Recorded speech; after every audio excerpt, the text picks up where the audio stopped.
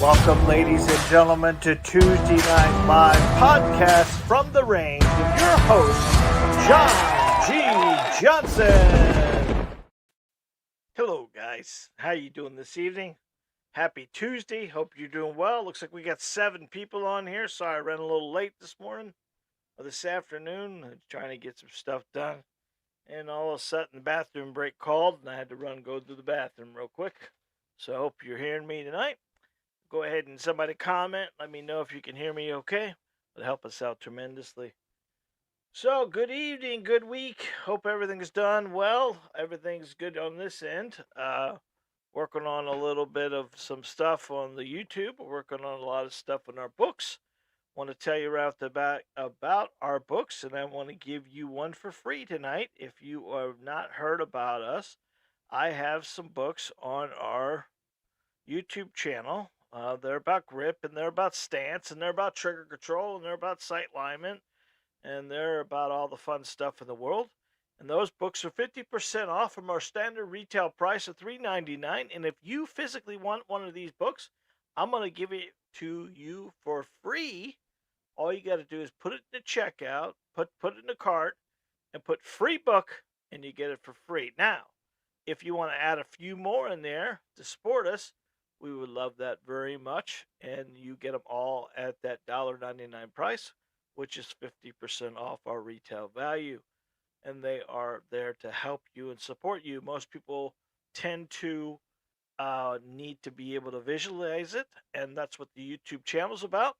Some people can read it and do it. Some people need to read it and see it and do it. And then some people needs hands-on, and this is kind of what the YouTube video is about, because most of those books are backed up on one of our series, like Why We Shoot Low and Left, or Trigger Engagement, and all the fun stuff like that. We got somebody commenting. Let's see who that is. Mike is low. Okay, so that's a good story to hear. Is that any better? Can you hear me any better than that? Let's see. Jacob, they're saying the mic's low. Is that something that is the mic any better there? Hopefully it is. I'll talk up a little louder if I need to, but hopefully it's better there. We'll see. How many people comment. Hopefully this evening's live will go off without any hitches. That's normally what doesn't go on very well. Sometimes we have a little bit of technical problems on my end.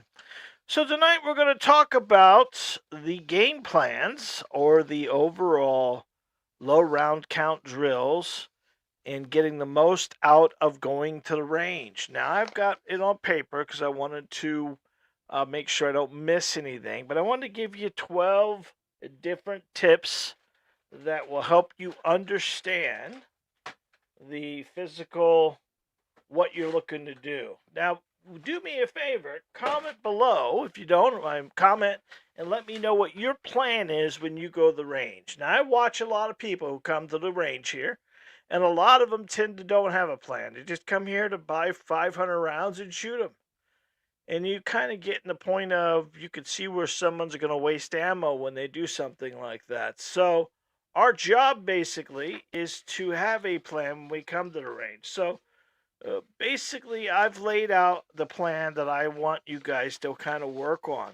And it's not, if there's 12 of these things, but each one of them is a little different. And I'm going to give you our FAS test that we do here a lot. It's a new thing I put together for students to kind of see where their weaknesses are and where their strengths are. I did a video yesterday on YouTube, and it's all about really identifying what the problem is. And once we identify what the problem is, we can kind of solve the problem. Can't solve a problem, we don't know what the problem is, if that makes sense. So, getting the most out of training practices and the most out of the ammo we're going to use. Now, I highly recommend that most people don't spend more than an hour at the range and don't spend more than 100 rounds shooting. We've talked many times before about the ability of not putting full magazines into the gun, if that makes sense. And the more we can count on those first 5, because those first 5, probably the most important of the 5, is the first 5 in the magazine and not the last 5. So I do a lot on my YouTube channel of low round count drills. What does that mean, low round count drills? We're putting 5 rounds or less in the magazine and completing some kind of standard that we need to finish and make a good score on to make us proficient in that section. So I would highly recommend you come up with a plan. I'm going to show you the FAS plan.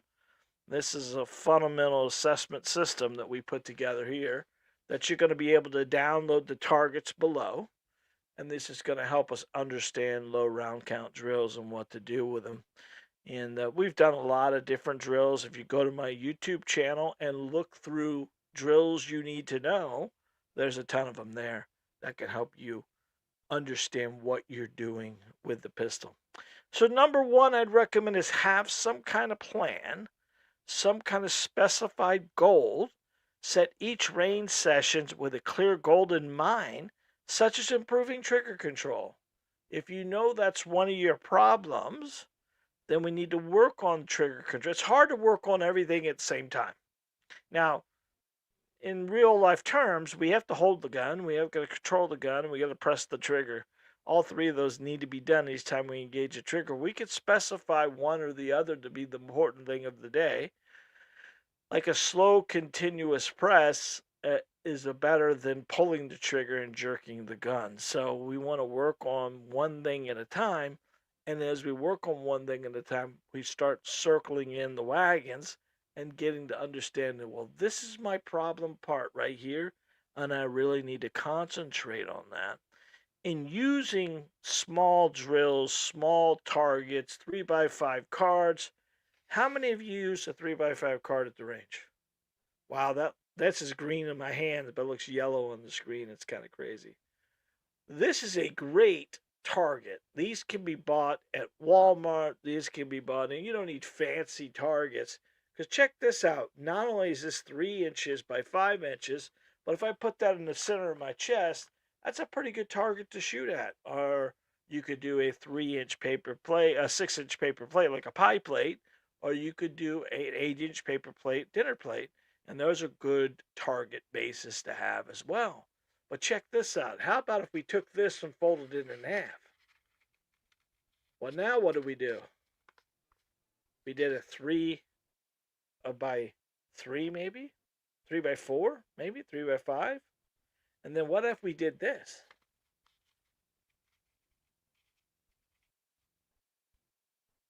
Now what you're doing there, guys, is you're putting in 3 different targets out of one piece of paper. So we can actually physically, now, cool thing is, check this out. Now, if I open this up, I have 4 quadrants there that I can use for targets. And if we had a magic marker, I could mark this one A, this one B, this one C, this one D. You have to arrange with your buddy. He could call out a quadrant, and you need to put the bullet in the quadrant. And that's the cool thing about that. And you're doing 5 shots at a time. Now you can put this up and right. You could put this vertical, or you could put it horizontal and give you that same target base. Using drills, working on small targets will help you become more proficient in being able to impact. Our job basically is to trust the gun enough to know when I'm putting this weapon out in front of me and I'm engaging the trigger, it's going to impact exactly where I'm aiming.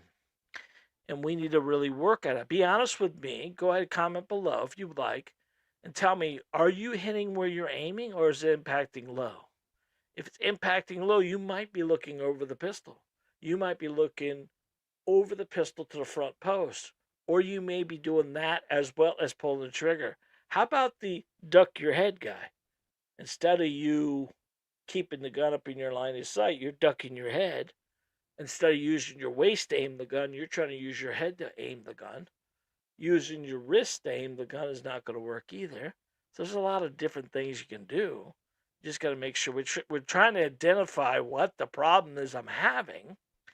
And at that point in time, we can look at. That's why we're trying to put together a program for you guys. You can become one of our gold members and get all of our services via the phone, via the app.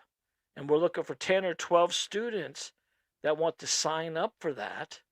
And we're going to give you, you're going to send us videos of your shooting. You're going to send us information. You're going to send us pictures. And we're going to do a video call or two a month for you guys and kind of help you work on your fundamentals. Working on that's coming soon, and you're going to really like it because it's going to give you the ability to have all my knowledge. It's like having a but just it's like having a firearms instructor on your phone that you could speed dial and ask, hey, what the hell am I doing wrong here? And you could do a video, check it out, look at it, and I could give you my opinion. And we could get you drills and tips and things like that you could physically work on the next time you're at the range. And then from there, you become more proficient, more proficient, more proficient. Incorporating special drills and targets and different skills, lights, sights, alignments, grips, trigger pulls, and focus on practicing to ensure you use in every round effectively. Think about that, right? That's why we always talk about the 5-round shot, because the 5-round shot's going to make us more effective. Those first 5 in the magazine are the most important. 6 through 17 mean absolutely nothing. The first 5 can't do what they need to do. And then we talked about dry firing. I don't know if you know much about dry firing. There's plenty of videos on my YouTube channel, but dry fire is a no bullet practice. And basically, you're in your home most of the time, and you're just slowly understanding trigger travel. How much the trigger needs to come back for the weapon to cut. You can use equipment and all that stuff, but you don't need any of that stuff. You just need a gun. You need an empty magazine. You need a weapon that has a decent trigger or a trigger you're going to use, and you need a light plate. You need something on a little white wall or something like that. You don't need a lot of fancy stuff. And your job is to get that trigger back and watch the front of that gun and make sure it doesn't bobble or doesn't move. There's 2 videos I did back to back that have to do with trigger. I'd recommend you watch either one of those or any of the trigger videos that we have, because I show you a true bobble and what it does when you're engaging the trigger versus the overall a slow press, and a slow press keeps the weapon level. Remember, guys, in a high stress situation, all that shit goes out the window. We're going to be pulling that trigger like crazy. But at range time, we need to be as confident as we can be. And dry firing helps us out tremendously. You can actually do. Think about the golfer, right? And I'm okay golfer, but I'm not a great golfer. I don't golf that much, but I know I golf a lot better when I'm able to get there 20 minutes earlier and shoot a bucket of balls before I go. And I'm not really hammering the driver that much. I'm working on a short game. I'm working on that putting green. I'm just kind of getting the feel of it, getting the swings and all that stuff. That all makes a difference. So you can go to the range. Your first 10 trigger pulls at the range should be dry. You should be having a dry weapon and have a dry empty gun. Rack the slide, put it out in front of you, and press that trigger and watch what it does. Watch the manipulation of it. Watch everything that goes on. And then once you've got that trigger pulled down to a science that's not going to wiggle or move, then go ahead and put rounds in. That's a reduce of ammo, isn't it? And dry firing is a real reduce of ammo because you're not using any ammo at all. And you can head to range to practice draw firing, to practice trigger squeezing or pressing, and it's a good way to reinforce muscle memory. And that's all we're trying to do, really, guys, is work on our muscle memory. The more muscle memory we have in a high stress situation, you're going to fall back to your weakest training, and that weakest training could be the last time you shot a pistol.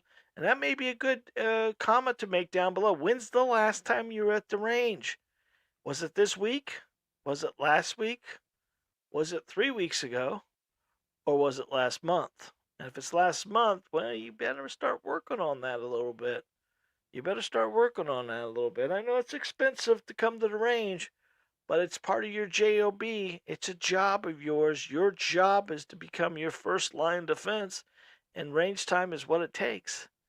And you need to get to the range on a timely basis to get comfortable enough.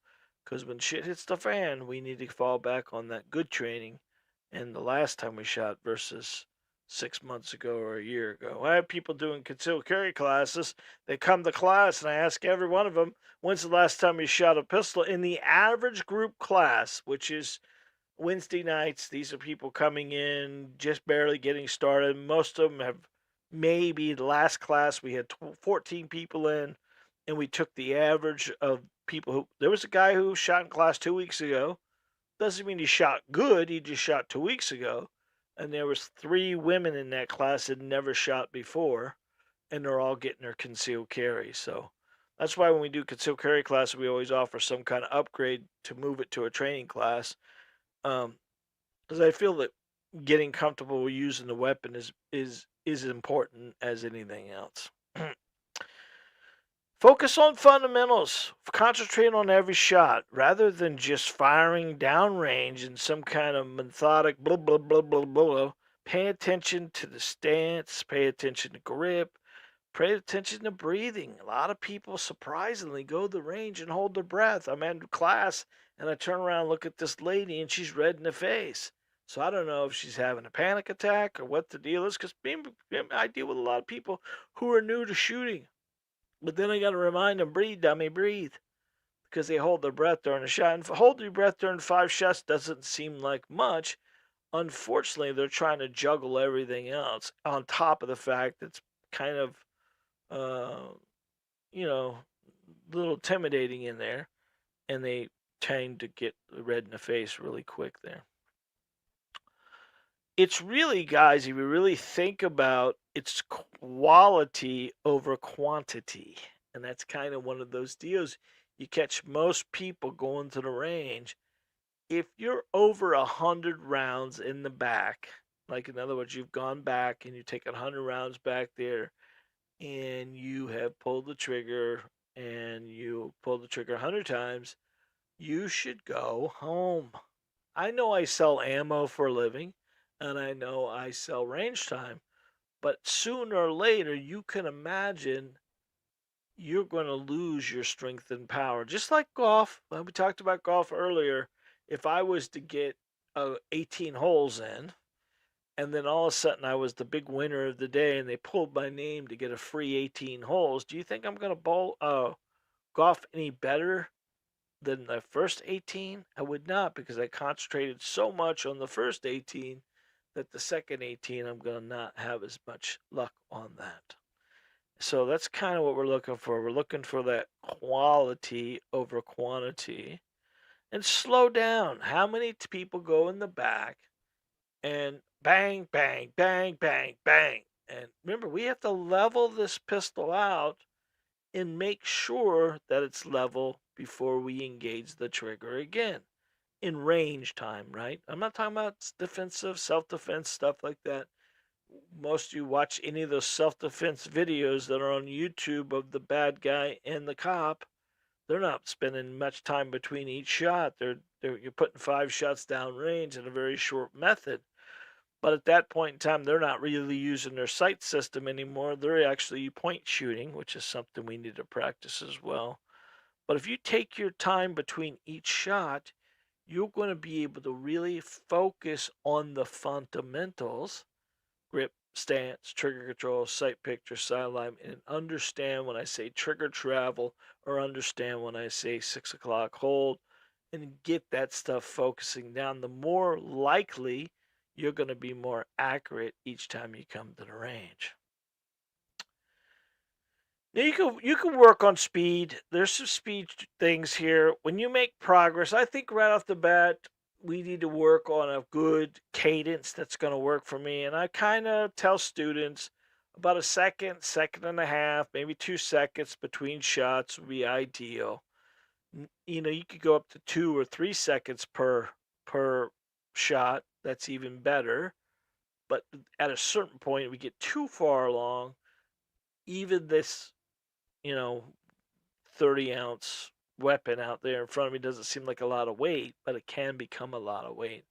And we're concentrating on the trigger press, and we're concentrating on a lot of different stuff. So we may get a little muzzle flip that we don't want, or muzzle chatter as the gun's moving in our hand because we're a little nervous and all that stuff like that. So a speed versus accuracy is what we're looking for. The speed versus accuracy. If I have you shoot fast enough to be accurate, but not too fast that you're not accurate, that's what you need to do it at. So, and each person's a little different when it comes to that. But speed, anything we're working on, 8-inch paper plate, 6-inch paper plate, 3x5 card, a cardboard silhouette. I don't know, can you see that? Yeah, cardboard silhouette, a paper target out back. We need to figure out what we're doing. But if I'm taking one of these things like this cardboard, I'm going to put something on there that I'm going to be aiming at. Now, there's A zones.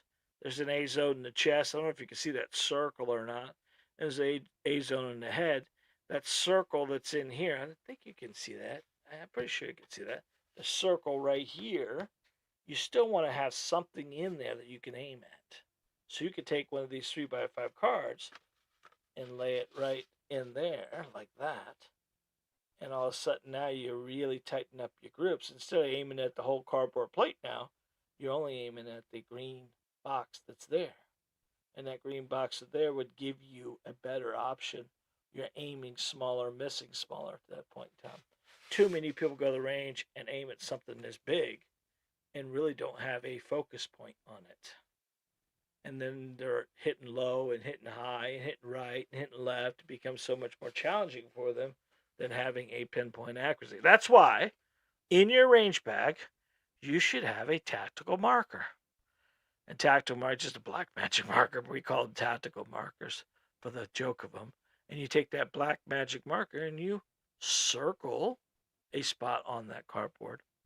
And then what you can do with the black magic marker, a lot of guys do this, is they'll run a string of 5. They'll bring the target in. They'll mark, black them out, then push the thing back out, shoot 5 more, bring it in, take a little bit of a black magic marker, mark them off, and push them out. I've had students, one of my students, Stan, he brings 5 different color magic markers. And he marks 1 red, 1 blue, 1 green, 1 yellow. And then we have the greatest thing in the world in our pocket called a cell phone. And that cell phone allows us to journal. Yeah, that's the word, journal. So we put them out, take a picture, put them out, take a picture. And the whole idea of this is the next time we do it, are we getting better? Are we becoming more proficient? Are we doing something that's causing it? If we do it, we're getting a lot of low and lefts, or we're getting high and rights, or we're doing all that stuff. Each one of those problematic things can be solved if you know what's causing the problem. And you have, if you join one of our memberships, you have me in your pocket. So you can go to the range, take a picture, send that to me, and within 10 minutes or so, I can give you that information. If I find it really, really helpful, we'll do it on here on the live, or we'll do a one-on-one call that I can kind of give you what you need to do at the range to become more proficient, work on your fundamentals. How about me giving you your problem, giving you a solve, and maybe even send you some PDF targets that I need you to work on your fundamentals. Wouldn't that be nice? And that's what we're thinking about, guys. We just need to hear from you if you think it's something you're interested in or not. That's all. Because I specialize in you, and I want to help you become the best shooter you can be. Because you need it for yourself and your family. You can conduct a lot of different drills. I don't know if you understand what the ball and dummy drill is, but the ball and dummy drill, you have to go with a buddy or a pal. But have someone load your magazines with 4 live rounds and 1 dummy round. Now, you're not going to know where that dummy round is. And then you're going to go to the range and start shooting. Now, when that dummy round loads into the weapon, and you go to pull the trigger, that gun's not going to fire. Now, most people are going to flinch when that happens because they are stiffening up when they shoot that weapon. And this will help us correct anticipation by really just working on the slow trigger press. This is a great drill to show somebody that they don't even, most people don't even realize they're doing it. And this is a good drill for you to do. The ball and dummy drill is a great drill. You get your buddy to load the mags. You take dummy rounds, load them in. You could do it, but it's hard for you to do it and know exactly where it's. You would almost know. But working with that in correlation with dry firing, you'll become more and more proficient on trigger engagement and trigger travel. Our job is to get that trigger back to a point where it's going to cut. We know exactly when it's going to fire. It becomes a lot easier for us, but the first couple of shots we do should surprise us. We shouldn't know the gun's going to fire. The moment we know the gun is going to fire each time, you're most likely pulling the trigger. And pulling the triggers causes the manipulation of the front of the gun to dip. And when it dips low, it causes a lot more problems for us than we need at that, if that makes sense. Analyzing your shot groups, you could take photos of your targets, review them later to identify patterns, or you could send them to me and I could identify them for you.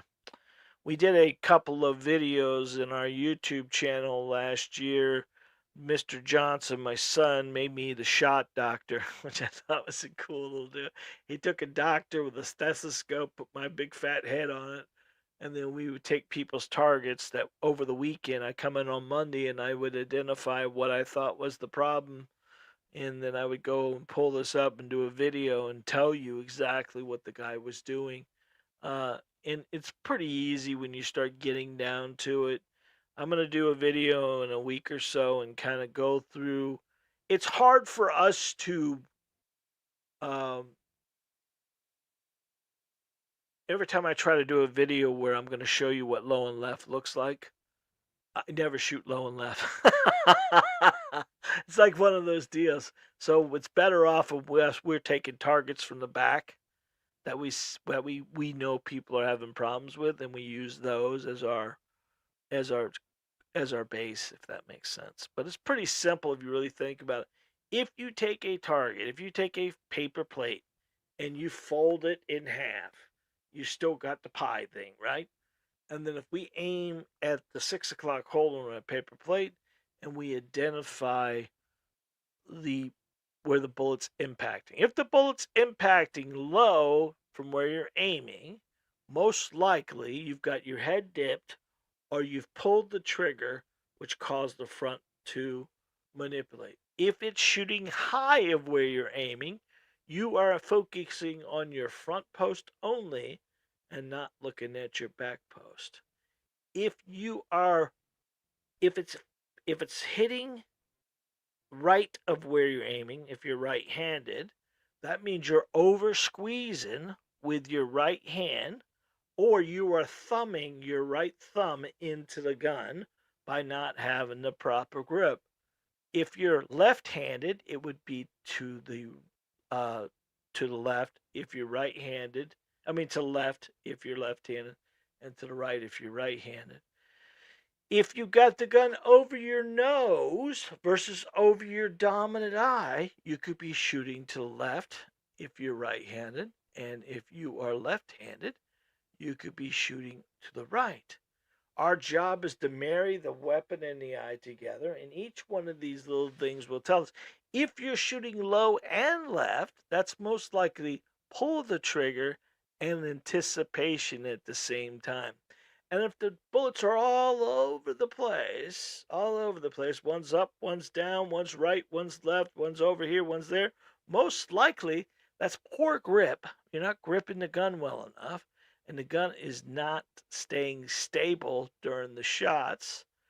And then most likely it's more of a trigger pull in, and you're pulling the trigger, you're pulling the gun, which with a gun not being stable, it's going to do shots all over the place. So there's a lot of stuff we can analyze when we're at the range.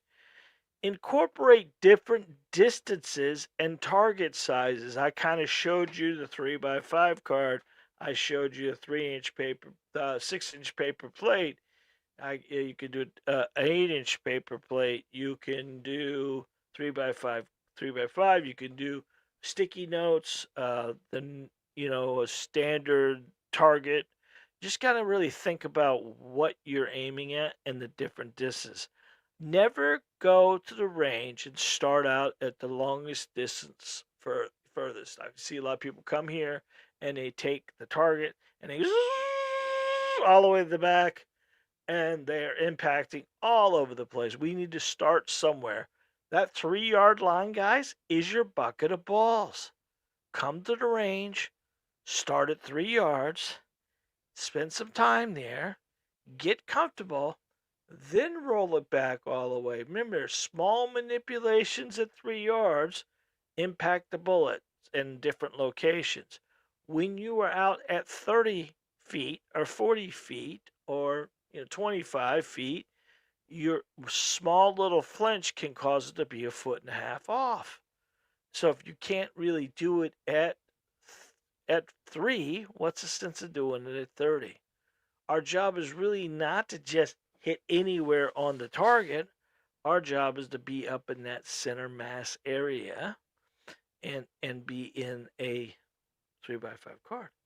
You can hit that 3x5 card at any distance. Well, you're a pretty damn good shooter. And that's what you need to focus on. Now, do we need is this what we need to hit at 30 feet? That's going to be somewhat challenging.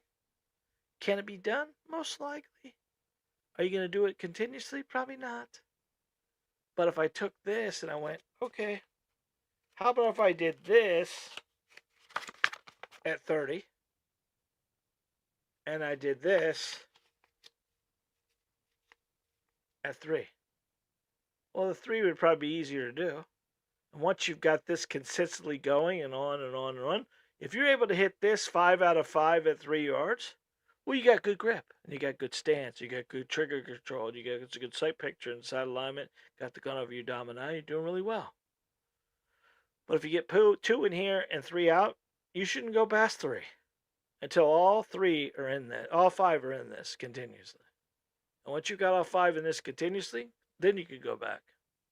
But we need to really be concentrating on proper grip and proper stance and proper trigger control and getting a good sight alignment and good consistency, good doing everything perfect to hit this every time. Because really, in the FBI statistics world, we only need 2 rounds. And we only need to be somewhere between 3 to 5 feet away from a bad guy. And most of the time, they say bad guys, it happens at 4 o'clock in the morning, which most of us are asleep. So low round count is okay. Small targets is okay. And just be able to do what we need to do. Yeah, but incorporating different distances, we need to incorporate different size targets as well. You need to manage your recoil. Control pairs. Once you're able to hit this thing once, twice, 3 times, 4 times, then we need to pick up our speed. Or maybe double shoot. Bang, bang. Bang, bang. Now, our job really is to level that pistol out and do a control pair. I have a video on my YouTube channel about control pair. In a defensive situation, 1 round's good, 2 rounds are better. And we would work on a 3-inch circle, 6-inch paper plate, 8-inch paper plate, and do the control pairs. The control pair is shooting 2 rounds rapidly in succession to improve recoil management and follow-up shots. Kind of cool thing to do there is about max you'd want to put in the gun is 6 rounds. You could do doubles, 2 shots, 2 shots, 2 shots, and kind of give you that. You can add 3 of these 3x5 cards on a target and do 1 vertical, 1 horizontal, 1 in the center, and then try to impact multiple targets at the same time. It's a good way to do that. Recoil management, it's really honestly about leveling out the pistol and controlling the weapon with the grip. You'll be focusing on your grip and your stance to ensure you're ready to get back on target immediately after the control parry happens. It's something you can work on. And these are all, again, low round count drills. You could do a lot of this stuff with only 5 rounds in a weapon at a time. 5 rounds in a weapon at a time. We need to prioritize on precision. Do not rush through any rounds. Do not aim for precision, proper form, and gradually increase your speed as your accuracy improves. This is imperative. I know it's fun to go back there and dump them around, dump a mag. It is fun, it is cool, it's neat, but it's a waste. In real life terms, you're going to dump around in a high defense situation, if that makes sense. But we got to build that muscle memory to a point where we know that we're going to stay focused and we're going to be able to get these shots downrange as possible. We need to work on a slow fire exercise, and these are great drills for us because I don't know if you ever heard of the one-shot drill. The one-shot drill is just what it is. It's one shot. And it's on a white piece of paper with no target on there. You take one of our targets in the back, you flip it backwards, and you put it out there. And you would put that weapon, get it in a good grip, good stance, good trigger control. And then I want you to focus on where your target is, where your sights are aimed. And I want you to cut the shot. If that shot hits exactly where you're aiming, well, you've done everything great and everything perfect. But if you're aiming here and it's hitting an inch lower, or 2 inches lower, or a little bit to the right, or a little bit to the left, we're doing something to manipulate that pistol. And the one-shot drill is not done to put one shot inside the other shot. One-shot drill is putting it all over the target. And then once you've done your first 5, then you go try to hit the same hole again with the second magazine. And if you're aiming at that hole you made the first hole in, you should impact that hole or somewhere close to it.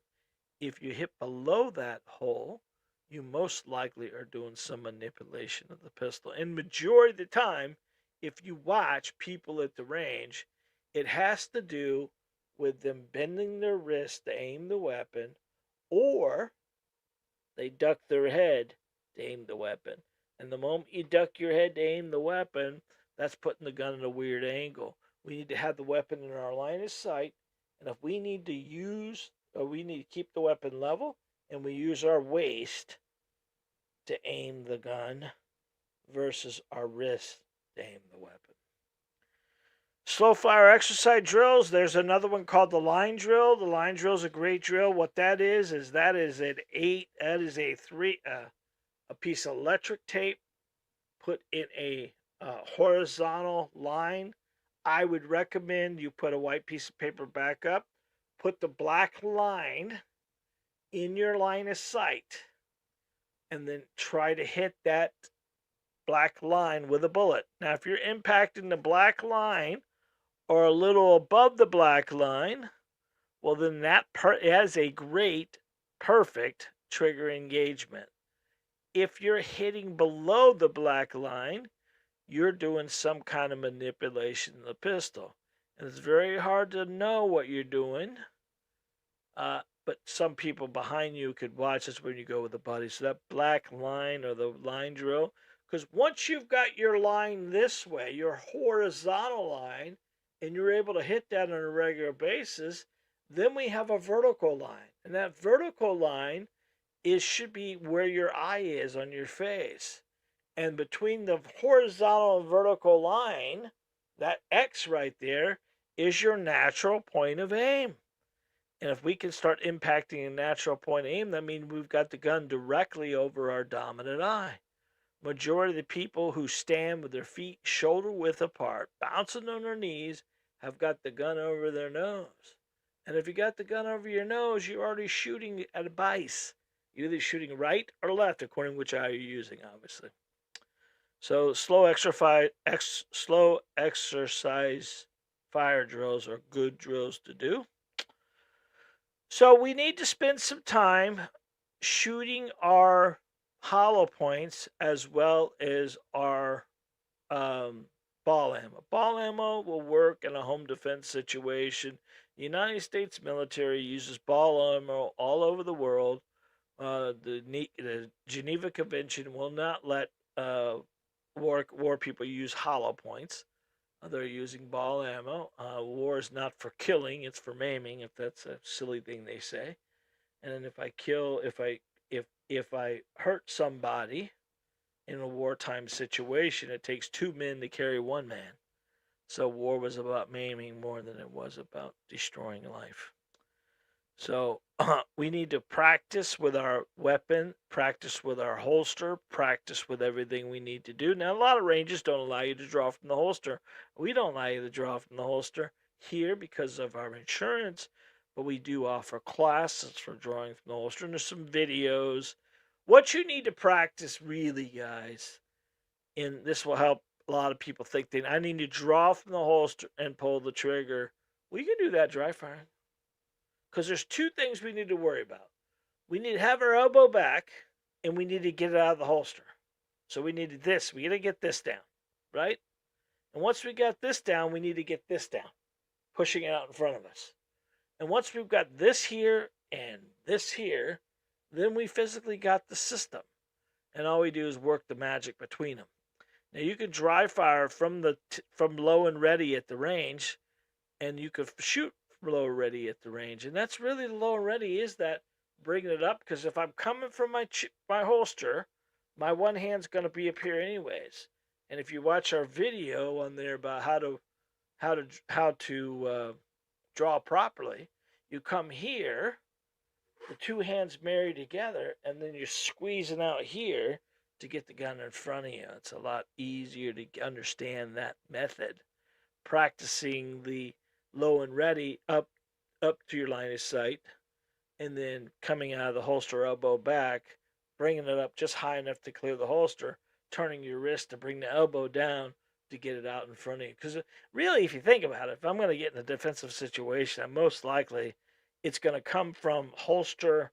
First shot's going to be at retain, basically. Second shot could be here. Third shot's going to be in my line of sight, which will allow us to get through the whole cycle, if that makes sense. That's something you will want to do, and we'd want to use all of our equipment that we standardly use. If you're wearing a inside the waistband holster, you need to get that shirt off that before you're able to do it. That's why I see these guys doing the IDPA and all that stuff, and that's great and wonderful. They're fast and quick, but none of them are really carrying concealed. There are some backup gun situations they do, but a lot of those guys are wearing rigs, and you're not going to wear a rig in a real gunfight. A rig is a outside the waistband, big leather or big nylon holster with multiple magazines. It's fun. It's quick. They shoot fast, but in real life form, it's got to be concealed, and we got to get practice over to there. There's two of those places out there. One does more what you consider concealed carry draw, and that's wearing a cover wear. And even the cover wear they wear are mostly baseball jerseys with the shirt opened up, or one of those photo vests those guys use all the time. Screams firearm to begin with, so it's kind of coming out of your pocket, coming out of a holster, and doing it becomes. We need to practice reloads, and we need to practice malfunction drills. Now, malfunction drills are very unlikely to happen at the range, but we need to know what to do when it happens. And that's something you have to set up most of the time. If you're lucky, once in a while in a training class, we'll be able to find a gun that jams or it doesn't go to slide lock and we're able to fix it. But very unlikely does it happen on a regular basis. But we need to understand what's happening when that happens and how to solve it, the rack tap drill and all that stuff like that, which is on our YouTube channel as well. And you can assimilate real world situations by practicing a magazine change or a tactical reload. These are all things in a situation that you need to work on because, again, in real life situation, we don't know what's going to happen, when it's going to happen. And having a malfunction can sometimes cause a lot of problems, and it happens on a regular basis, or not understanding, or you just having a safety, for instance. If you have a gun that has a wall safety, that's one of those ones on the outside, not a trigger safety, not a backstrap safety, but a wall safety that you turn on because the grandchildren came into town this week, but you hardly ever use it. And now you got this gun in the closet with the safety on, and shit hits the fan, and you go to pull it out of that closet. Are you going to remember that safety's on? Or is it something that you may pull it out there and start pulling the trigger and not understand what's going on? And then all of a sudden, you're going to look more nervous and surprised when you go to pull that trigger and it doesn't fire. And you hope you never get in that situation. But safeties are not a piece of equipment. A safety is you. And you need to remember to take your finger off the trigger. Now, there are guns that need safeties. In 1911, which is a 45 normal Army gun, that's single action, that gun is carried, cocked and locked, meaning hammered back, safety on. And that's the only way it can be carried. If you carry it with hammer down and you go to pull that out of your holster, you're going to have to cock that hammer before it'll fire, or you're going to rack the slide before you fire. And I did a video a couple weeks ago in regards to, do you carry, and you can answer this question for me if you like, do you carry with one in the chamber? Do you have your gun loaded at home? Are you going to rack it when you need it? And I get a large percentage of our people that come on the YouTube and tell me they're going to rack it when they need it. Or some carry and say, oh, I carry all the time. But you ask any cop that's in Florida or anywhere else in the world, and I mean the world because most of them are all trained nowadays to have one in the chamber, ready to rock. Years ago, back in the old days, revolvers were not drop safe. In other words, if you carried a revolver, like the old Barney Fife revolvers, right? Barney Fife was only allowed to have one round and it went in his pocket. Remember that? And Andy Griffin? I'm telling my age now. Half the kids on here are saying, what? Andy Griffin? Who the hell's that? It's Ron Howard. Ron Howard was he wasn't Andy Griffin, but he was on the Andy Griffin show. But revolvers weren't drop safe. Shotguns are not drop safe. ARs are not drop safe because things can happen. But a semi-automatic pistol is drop safe. So that's why safety is not necessity. It makes you feel good until shit hits the fan and you forget about it, right? But there are a lot of trigger safeties, a lot of sear safeties, there are a lot of drop safeties. Today's guns don't need a safety on the weapon itself because most of them are safe. And don't ask me about the SIG 320. I don't want to talk about it. They've had some issues in the past. I think they've solved them all, but there was some drop shit going on with them years ago. So I know somebody's going to comment about that. That's part of it. But 99.8% of all semi-automatic pistols manufactured or sold in the U.S. have no drop issues, problems that are aware of at this point in time. There was a manufacturer, I already said their name, that had drop issues, but they have said they've solved them. So simulate real world situations. You can actually build familiarity and speed with your firearm, conserve ammo while reserving buildable, valuable skills.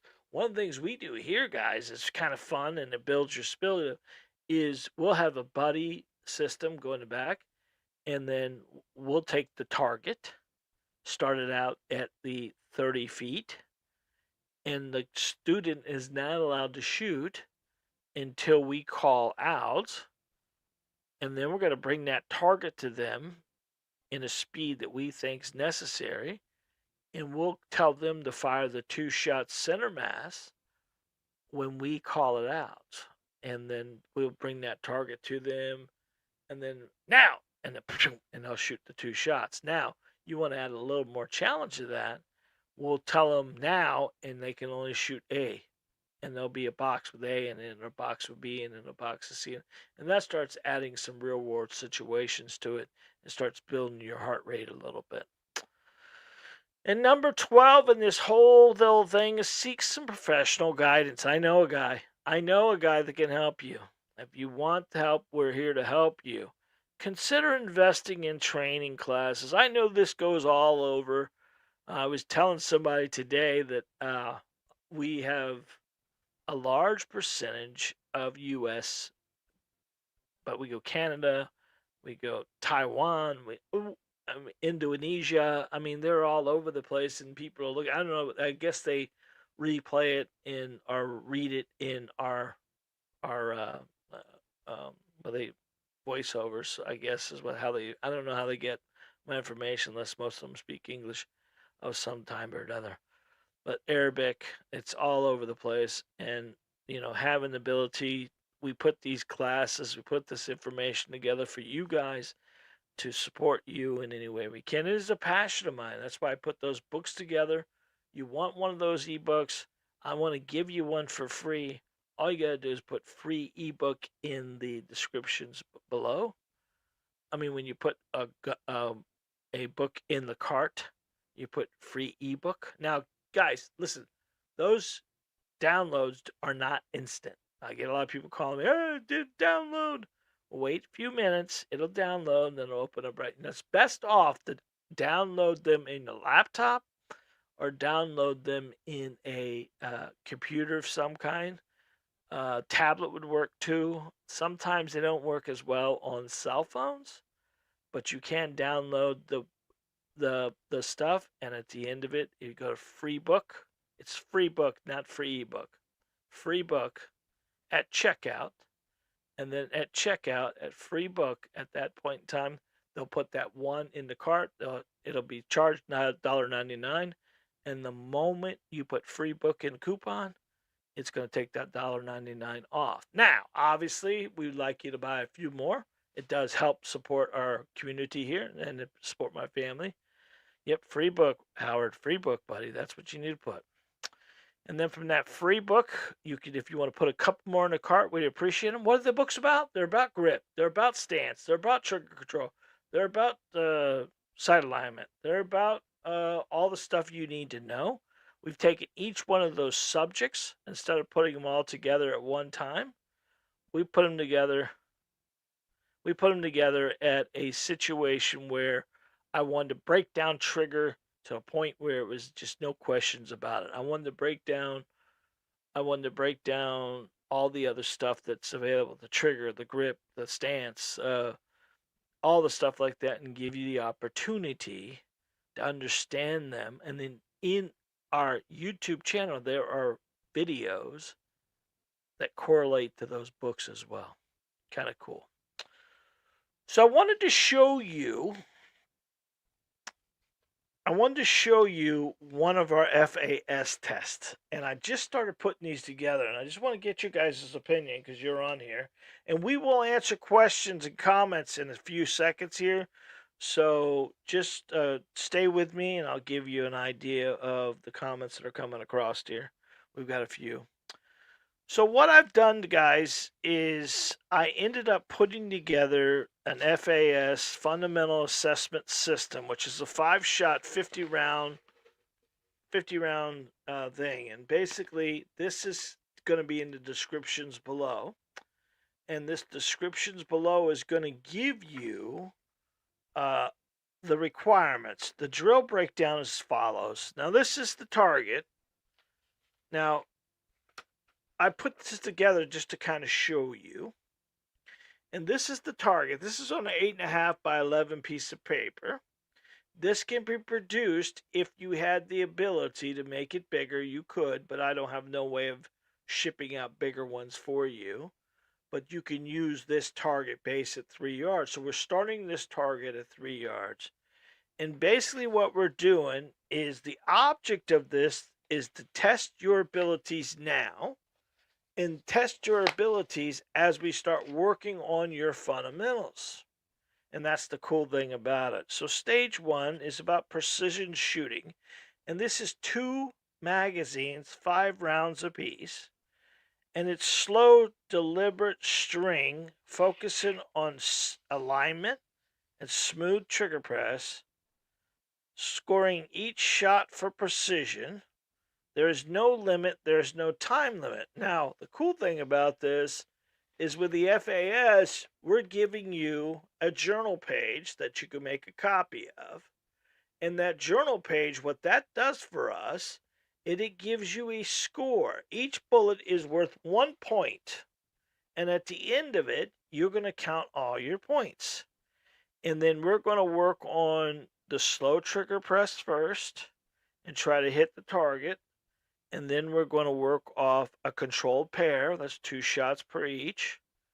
And then we're going to work off 1 to the head, 2 to the chest, and then strong hand, rapid fire, and then we're going to score. We're going to score the system. Now, I don't expect many of you, including myself, to score really well because this target is awful small. But conceptually, we need to find where the base is at this point in time. Remember, training is supposed to be difficult and challenging. When's the last time you went to the range and was challenged? And you can comment below and let me know. But I can tell you, majority of the time, what I'm seeing when I see people back there, they're just doing the same thing they did last week, and the same thing they did last week before, and their accuracy is exactly the same, and they're not improving. So how is that helpful for them? Or are they building better habits or worse habits? So this system is set up for you guys to really work on your fundamentals and get more and more competent. Do you need to download the FAS target? No. Do you need to have this journal downloaded? You can make your own. But what I want you to do is make some kind of system that you can see week to week. Am I improving? What do I need to work on? Now, here's what the great thing about this is: we put together one of our memberships, and the membership is set up financially. It's $24.99 a month, and it seems like a lot of money, but if you really think about it, you're going to get me twice a month. You're going to get 1 live call. We're going to work on you and your problems at the range and help you become more proficient at the range. And conceptually, what it's going to do for me is you're going to help me build this system to a point where you go to the range, you bring everyone carries the phone with them, right? Now, some ranges don't allow you to videotape back there, and I get that. But most of them will allow you to videotape. You don't need a fancy camera. You don't need to just videotape. Take a picture of your target. Maybe if you're with your pal or your buddy, you can videotape your grip. Maybe a string of shots for me. And then send that to me through my email. And I will look at the videos. Then we'll get together, make a video call for you and I, and we will discuss what I think you need to work on. And then once we get that down, then we're going to work on the next thing and the next thing and the next thing. And you get the range and you got a problem or something's going on, you can always send me a little video and say that. 'Cause remember, we have SpeakPipe. SpeakPipe now is that new 90-second downloadable thing that I could pick up, play that SpeakPipe each week, look at it, and contact you back and let you know what's going on. Listen, I've had plenty of people that have contacted me and I've done stuff, but I love this stuff and I want to help you guys become more. I want you to beat your buddies at the range. I want you to build your confidence as much as possible. Joining the YouTube memberships is very easy. Just click on it and you're supporting my channel and what we do here, and it would be really appreciative if you would look at that. So I'm going to put this video, I'm going to put this target, I'm going to put the FAS system down. I'm going to put the actual instructions down for you, and they'll all be in the descriptions below. If you want a copy of these, you can always put in the comments below FAS, and I will send you the information, or you can just go to the descriptions below. I tell you what, I did this last week. This was another drill I did, and this was working off of this is last week's video. 1-inch circles, 1-inch squares, 3-inch square, and this in a 3-inch circle. And these ones here are 3 yards, 5 shots apiece, and that square is at the 5 yards, and the big circle is at 7.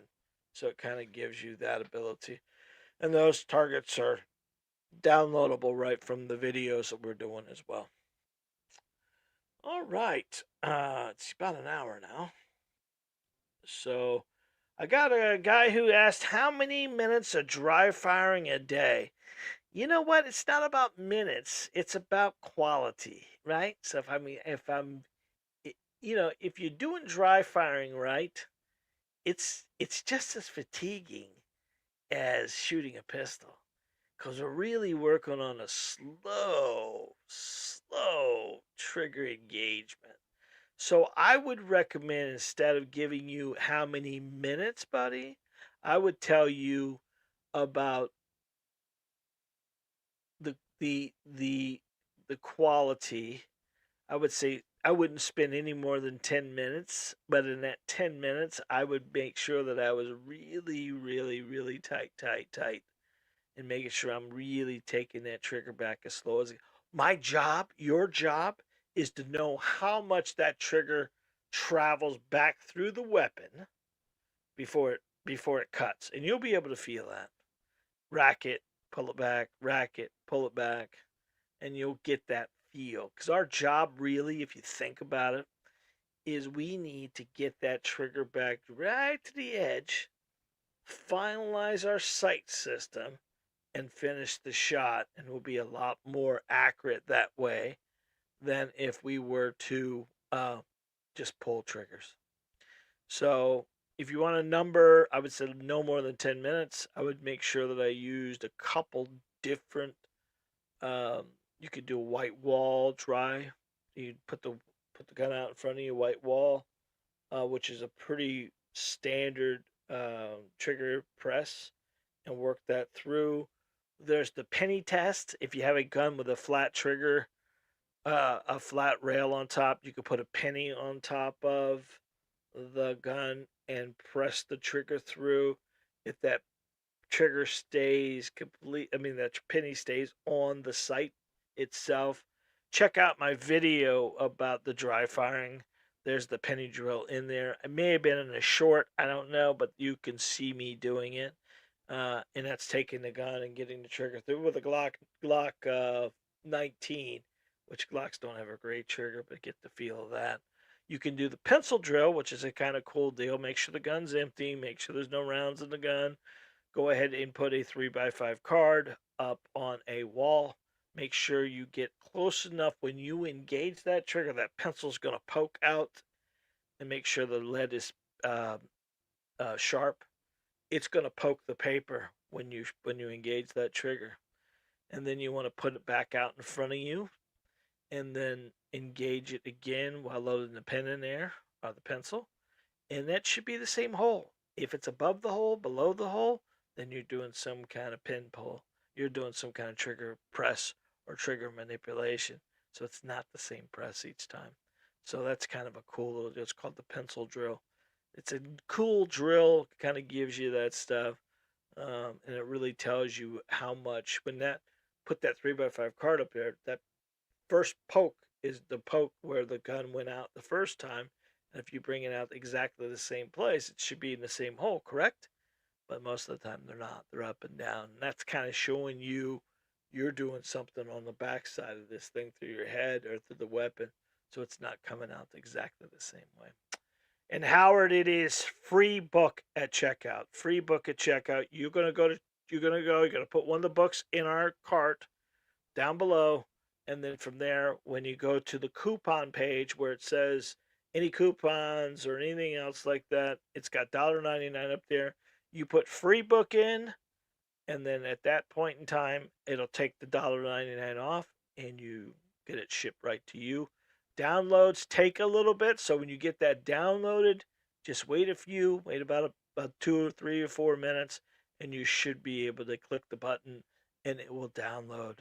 They download on my iPhone. People have a hard time doing it on phones, but it will download to a any kind of laptop or any kind of iPad or any kind of pad of any kind will work on it.